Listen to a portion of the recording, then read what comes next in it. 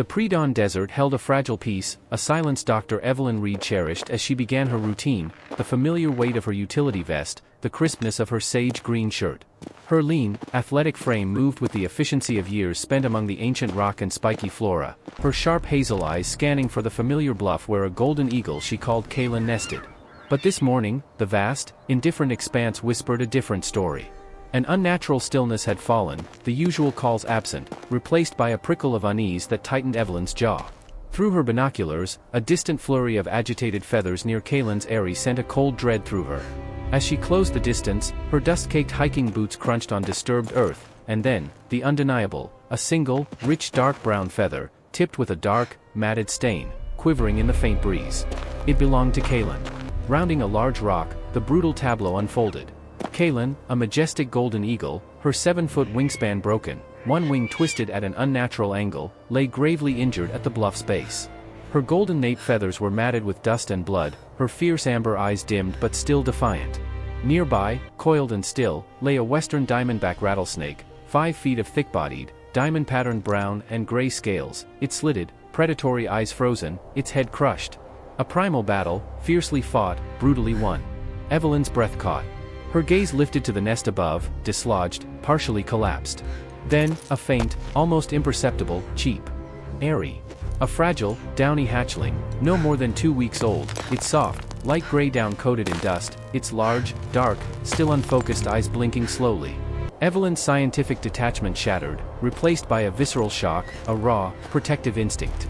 She knelt beside Kaylin, gently touching the magnificent eagle's head, feeling the warmth of its fading life. Kaylin's dimmed amber eyes met hers, a silent, desperate plea for her chick. The scorching sun climbed higher, predators would come. Time was not on her side. With grim determination etched on her tanned face, Evelyn clipped a small, lightweight rope from her utility vest. Her trembling hands betrayed the immense fear and resolve swirling within her as she placed her first dust-caked boot onto a loose rock, beginning her perilous ascent towards Eyrie, leaving the gravely injured Kaylin below, her fate uncertain, as the desert's silent judgment beat down. The bluff rose like an insurmountable wall, its crumbly, unpredictable rock face a cruel adversary. Each handhold was a gamble, Evelyn's lean, athletic body straining, her sage green shirt already clinging to her with sweat. The sun beat down, radiating an oppressive heat that sapped her strength, a ceaseless, indifferent force. A faint, weaker cheep from Eyrie, just barely audible, was her only solace, a fragile thread pulling her higher. Loose scree gave way, her dust-caked hiking boot sliding, her hands scraping against the unforgiving stone, her utility vest snagging.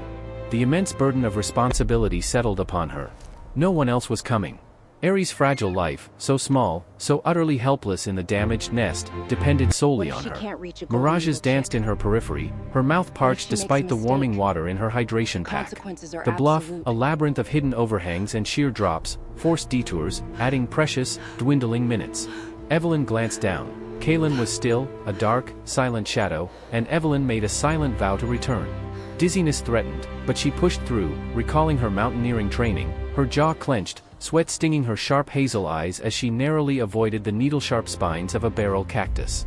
A clearer glimpse of Eyrie, head bowed, utterly vulnerable, fueled a fierce, maternal protectiveness, yet a cold ripple of fear whispered, "What if she fails?" The sun dipped lower, painting the sky in mocking oranges and purples, stealing the daylight.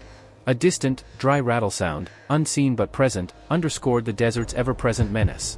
She reached a narrow, crumbling ledge, each step a test of balance, faith, and nerve, dust billowing around her worn boots. A spiritual connection formed within her, a profound commitment to Kaylin's legacy, to Eyrie's future.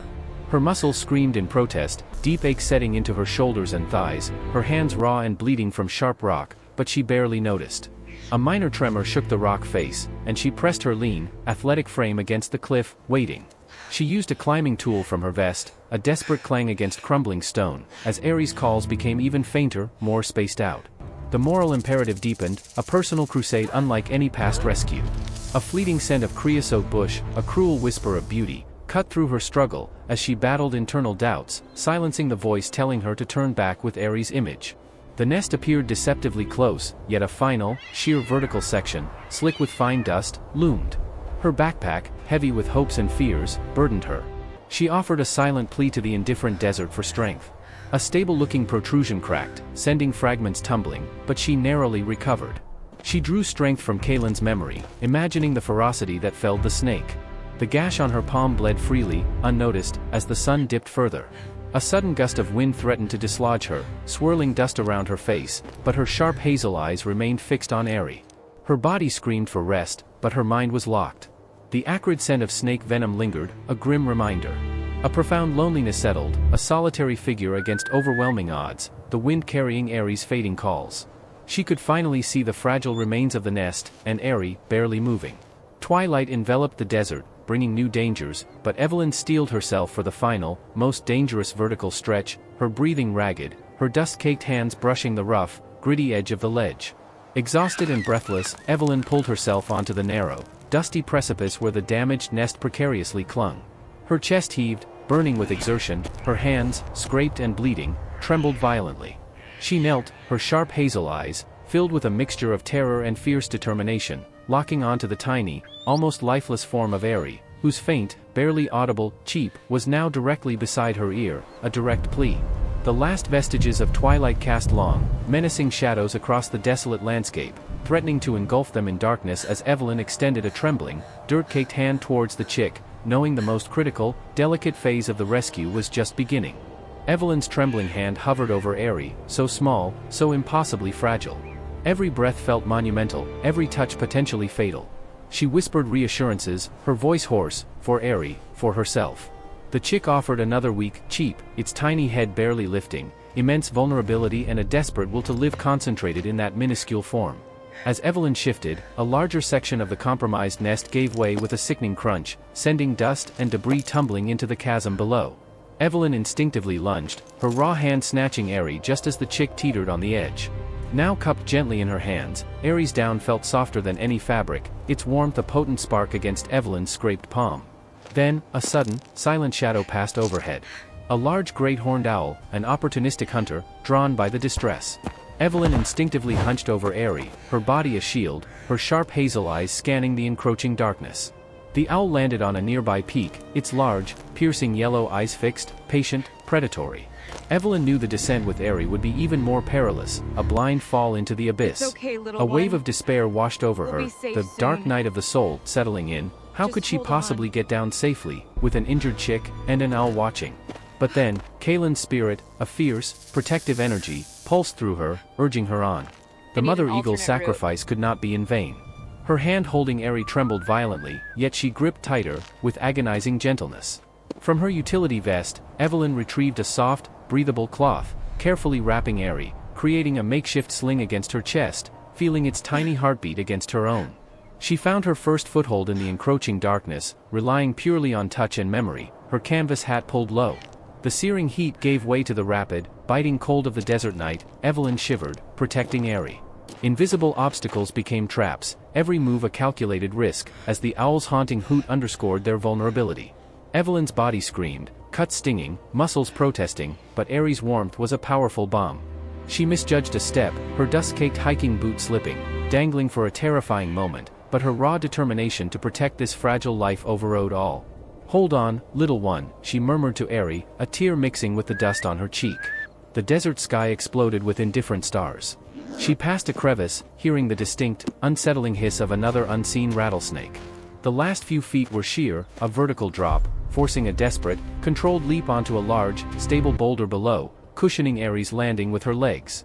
Finally, her dust-caked hiking boots met the desert floor. Relief washed over her, fleeting, for the owl still watched. Evelyn rushed to Kaylin, hoping against hope, but the majestic eagle's breathing was shallow, ragged, her dimmed amber eyes meeting Evelyn's one last time, a flicker of understanding, then closing. Evelyn allowed herself a brief, silent grief for Kaylin, but there was no time to linger. Scavengers would come. She carefully placed Aerie into a specially prepared, insulated container from her utility vest, ensuring warmth and security, before beginning the long, arduous trek back to her vehicle. The desert at night felt different, magical, yet more menacing, full of unseen life. She reflected on Kaylin's ultimate sacrifice, the true power of maternal instinct, the light weight of Aerie, the heaviest, most precious cargo she had ever carried. A faint lightening of the eastern horizon promised a new day. The great horned owl gave one last hoot and glided away, its hunt unsuccessful. The first rays of sun kissed the peaks, painting them gold, and Evelyn felt a renewed sense of purpose, of hope. This was just the beginning. She imagined Kalen's spirit watching over them, took a deep, cleansing breath of the cool morning air, visualizing Aerie, strong and free, soaring over these bluffs. Her vehicle appeared on the horizon, a beacon of safety. Every step a victory, she reached it, utterly exhausted but profoundly triumphant. Inside the container, Aerie stirred, a soft, warm movement. She started the engine, cast one last look back at Kalen's silent vigil, and pulled away, driving toward civilization and hope. She called her rehabilitation center, her voice raspy, filled with emotion, placing a hand on the container, feeling Aerie's tiny, resilient heartbeat. Kalen's silent plea had been answered. The sun now fully risen, Evelyn knew this rescue had changed her forever. Each mile driven was a step towards Aerie's redemption, and perhaps her own. A single tear, of pure relief, traced a path through the dust on her cheek. Her mission now extended beyond observation, it was active preservation. The initial triumph was securing Aerie, the true triumph was yet to come, but the most dangerous hurdle had been cleared. Evelyn drove steadily, the rising sun casting long, golden shadows across the highway. Her entire body ached with exhaustion, her clothes were torn and dust-caked, and a deep emotional weariness settled over her. Yet, a profound sense of quiet triumph glowed within her as she occasionally glanced at the small, insulated container on the passenger seat, hearing the faint, rhythmic rustle of Aerie's soft down. Her hands, still trembling slightly from the night's ordeal, gripped the steering wheel, a silent pledge of the sacred trust she now held, firmly committing herself to the chick's future, as the vast, silent desert slowly gave way to the distant, shimmering outline of civilization on the horizon. The familiar buildings of the Wildlife Rehabilitation Center were a welcome sight after the raw wildness of the desert. Evelyn, still in her dust-caked khaki cargo pants and torn sage green shirt, rushed Aerie into the clinic.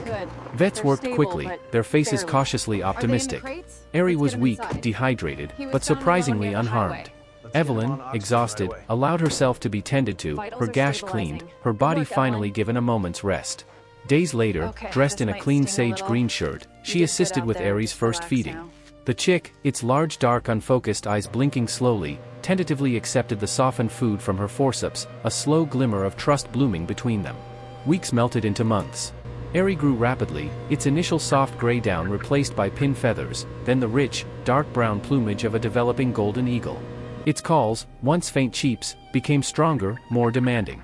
Evelyn, a surrogate mother, documented every stage, guiding gentle wing exercises, preparing it for flight. Aerie was moved to a spacious outdoor enclosure, its developing wings carrying it in clumsy but controlled flights, its hunting instincts emerging as it pounced on simulated prey, a magnificent echo of Kalen. Evelyn spent hours quietly observing, the young eagle sometimes perching near the fence, its now piercing amber eyes calm and accepting of her presence. The discussions about Aerie's release were bittersweet. Evelyn reluctantly reduced her direct contact, preparing the now powerful, magnificent young golden eagle, its 7-foot wingspan already formidable, for the untamed desert. The day of release arrived. Evelyn drove Aerie to a remote bluff, near where it was found. She opened the transport container, and Aerie hesitated, fixing its fiercely intelligent, piercing amber eyes on Evelyn, a silent, profound acknowledgement of their shared journey.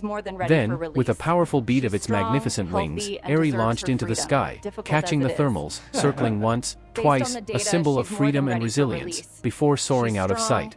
Tears streamed down Evelyn's sun-kissed freckled cheeks, a mixture of joy, pride, and melancholy.